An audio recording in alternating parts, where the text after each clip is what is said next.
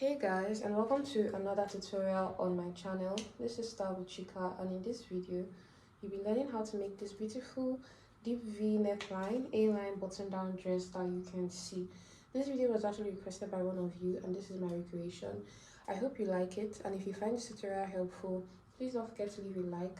Also drop a comment, tell me what you think about this dress, and you can also ask your questions in the comment section. And if you're yet to subscribe to this channel, please subscribe so you don't miss out on any of our amazing and detailed sewing tutorials, and let's get started.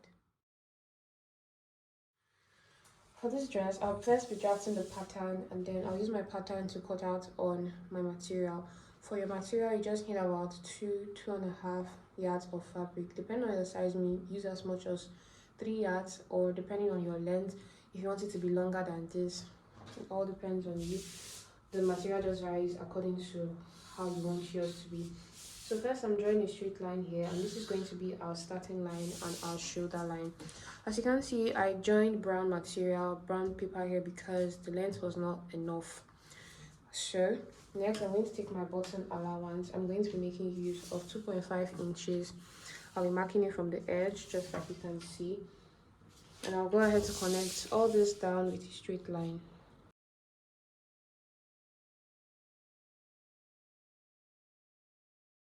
Alright, so this side is for button. I really don't like using white pattern paper to draft since my table cover is white, but I do hope that you guys can see this pattern very well. Next, I'm just going to take my shoulder measurement and I'm marking it out on this straight line. Your shoulder measurement divided by 2, and then add your sleeve length on this line. My sleeve length for this is going to be 10. I'm adding an allowance of 1 inch. From that point there, I'm just going to come down by another 1 inch for my shoulder slope. So I'm going to connect this upward. But to connect this upward, now you want to determine how wide you want your neckline to be. The inspiration of this gown, the neckline was quite wide and I didn't want that for myself, so I'm just going to be making use of the standard neckline, which is 3 inches. So from this 3 inches point now, I'll just connect to meet that point I left for my shoulder slope. So placing my tape here, I'm going to mark out my bust line. I'll mark out my under bust line. I'll mark out my waistline. Then I'll mark out my hip line. And then the full length of this dress is the full length of my pattern paper. I'll be adding the hemming allowance for the base of the dress to the main material. I do not want to make this too long so that all of this could enter into my camera. So now I'm just going to extend these lines this way. So now I have my lines labeled: bust, under bust, waist, hip, full length, and this is shoulder. So the first thing I want to do now is to get my neckline. For my neckline, I'm just going to be using my bust point as my neckline. For the style of this dress inspiration, the neckline was as deep as under bust, but I don't want it to be that deep, okay? So that's why I'm just making it a bust point, so it can be a little bit covered at least. So I'm going to come to my bust line here, and I'll take my bust measurements divided by 4. I'm going to add an extra 1.5 inches, and then I'm going to come to my waistline, and then I'll mark my waistline measurement divided by 4. I'll add an extra 1.5 inches. I'll come to my hip, and then I'll mark out my hip measurement divided by 4. But for the hip, going down, it's flared, okay? So going down, I'm just going to add at least 2.5 to 3 inches of allowance, and then I'll just make it an A-line. So I'm just going to go ahead and connect these points like this. My waist measurement and my under bust measurement is the same thing. That's why I did not bother marking out my under bust measurements, okay? So it depends on your body type. You can go ahead and mark it out. If it's the same thing, you can just leave it. So now I'll just connect this all the way down.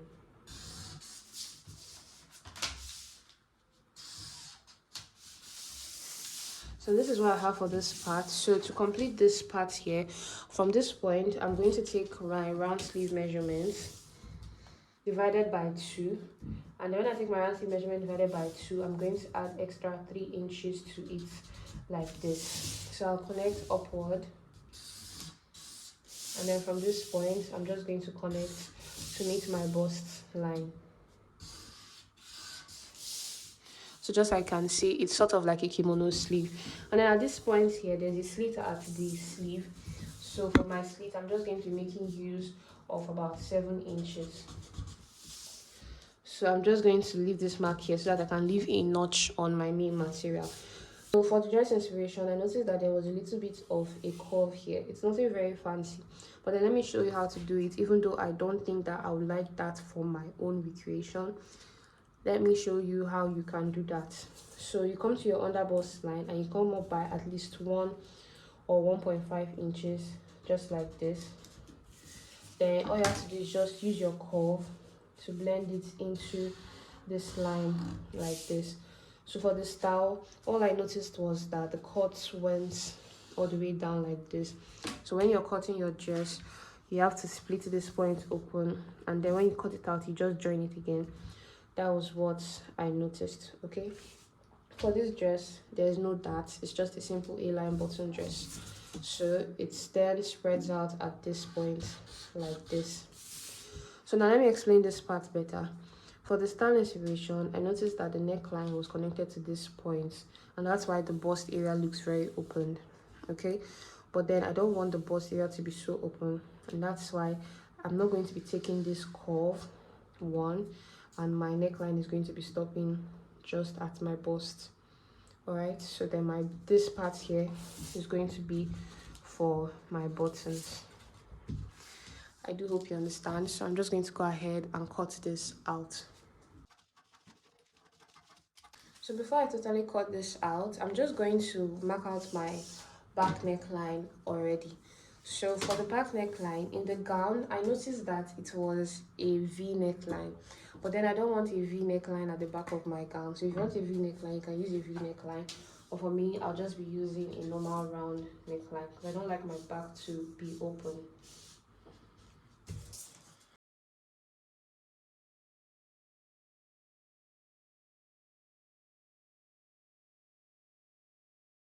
Guys, this is what I have for the pattern of this dress. Now I'm going to explain this part again just in case you did not get it. So guys, this is what I have for the pattern of this dress. When I want to cut out my back, I'll fold in my button allowance like this, and then I'll cut it out as normal. When I want to cut out my front, I'll open it like this. So for the neckline, I'm going to explain this part again just in case you want it like the original style and you want to show cleavage. I'm going to make use of my pencil. You can just go ahead like this and connect this neckline all the way down to this point and like this. Okay, so now this neckline that I just extended here is just in case some of you may want it as it is on the original style and you're okay with showing cleavage. Okay, so I'm going to show you how to cut it and how to add allowance so that you can join it later on in this video after I use this to cut out on my own material. Okay, but then this is how I want my own. I do not want it deep, neither do I want the cut at the bust area. So I'm going to use this now and I'll cut out on my fabric. So now I'm just gonna head to make use of my patterns cut out on my fabric. At the base here, I added 2 inches of allowance for hemming. On the sides here, it's into 2 sides, split this side open, and all the way around here, I added 1/2 inch of allowance, you can see. So when I got to this point where I marked where I said there's going to be a slit, I just took my hands up a bit and added a little more allowance because of the folding that would come with the slit at the sleeve. So every other side here, I cut it as normal. So I'm gonna cut out my back piece, and for my back piece I just folded this one in, so I only used this side for my back. I'll still show you my back piece, and then I used the round neckline. Okay, I added the same allowance around here too, and at the base of the band so I could have allowance for hemming. So like I mentioned, if you want to add this thing here that was added to the main style, all you have to do now is bring down the neckline like this.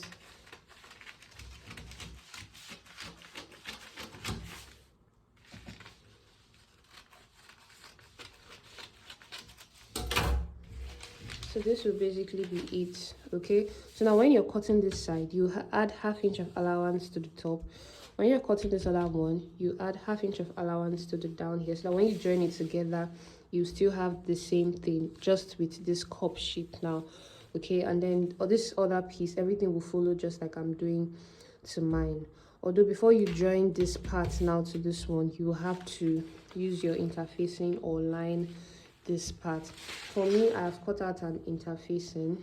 It has an L shape, so it's just following this shape right here. Okay, it's just following the shape right here. But then if you're doing it like this, please note that your interfacing cannot just follow the shape like this, because it may not sit very well. All right, so you may have to line this upper part separately.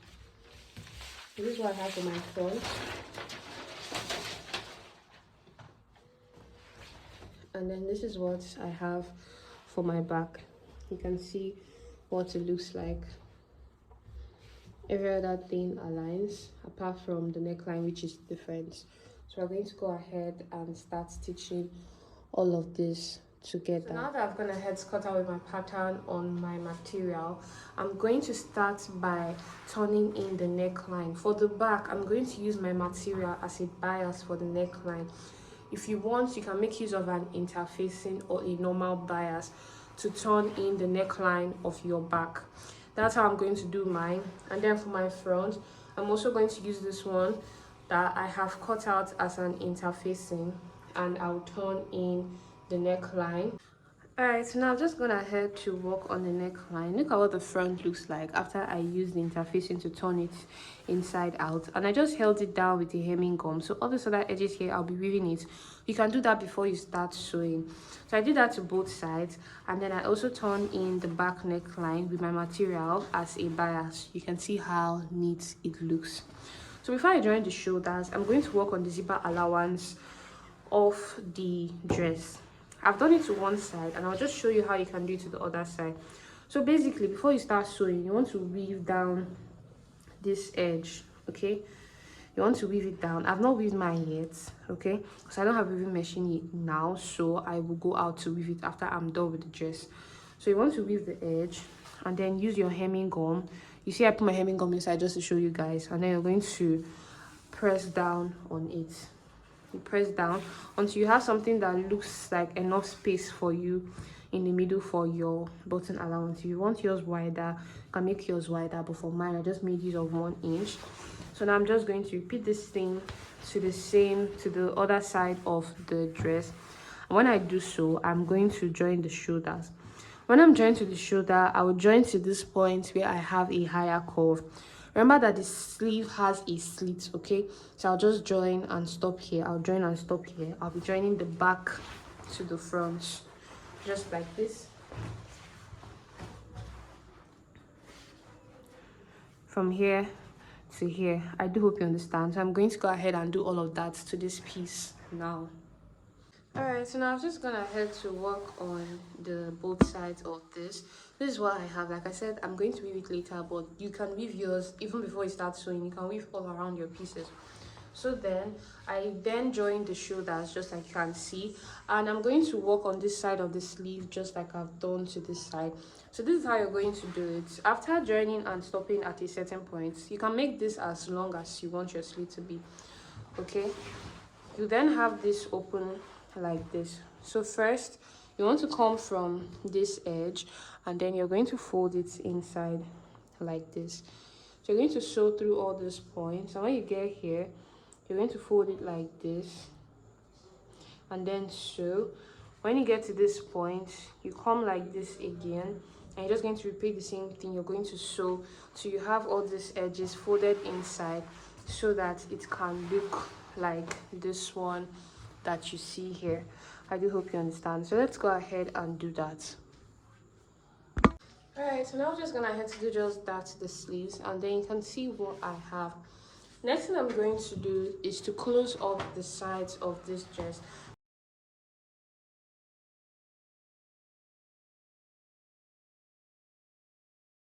So guys, just by the amount of allowance that I added to this dress, which was 1.5 inches, especially at this area, I'm going to come here and then I'll close it down by that amount of allowance. But when I'm getting towards the hip area, I'll just take my hand out and flare it so that the flare nature of the gown can actually show.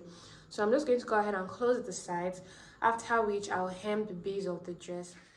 Alright, now so I'm just gonna head to join the sides of this dress, as you can see. and I hemmed in the lower part of the dress, after which I put in my buttons and my buttonhole, just like you can see along this part. And that's basically all I have for this dress. So if you put the curve as I demonstrated earlier, you have a line going across this point, just as the picture inspiration. So I do hope you found this tutorial very helpful. If you did, please do not forget to leave a like. Also subscribe to this channel for more amazing and detailed sewing tutorials like this one, and I'll be seeing you in my next video. Bye guys.